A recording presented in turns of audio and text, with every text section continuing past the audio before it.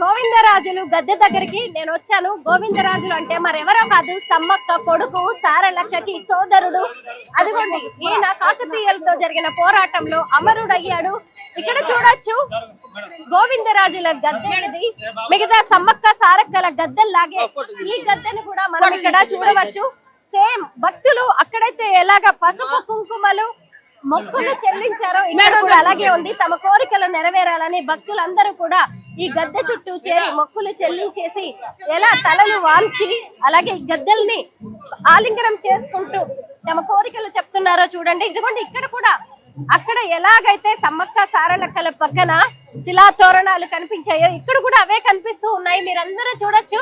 అదిగోండి పైన కనిపిస్తుంది ఒక ఖడ్గ మృగం కనిపిస్తుంది, అలాగే శివుడి ఆకారం కనిపిస్తుంది, విల్లు ధనుస్సు బాణాలు కనిపిస్తున్నాయి, అలాగే పడవలు. ఇదిగోండి వ్యవసాయానికి వాడే వస్తువులు, చేపలు, ఇలా రకరకాలైనవి. అంటే ఆదివాసీలు తమ జీవితంలో ఏదైతే ఇంపార్టెంట్ గా ఉంటాయో, ఒకప్పటి ఆదివాసీల చరిత్ర ఏదైతే ఉందో దాన్నంతటిని కూడా ఇలా విగ్రహాలు వీటన్నిటి రూపంలో చెక్కడం అనేది జరిగింది.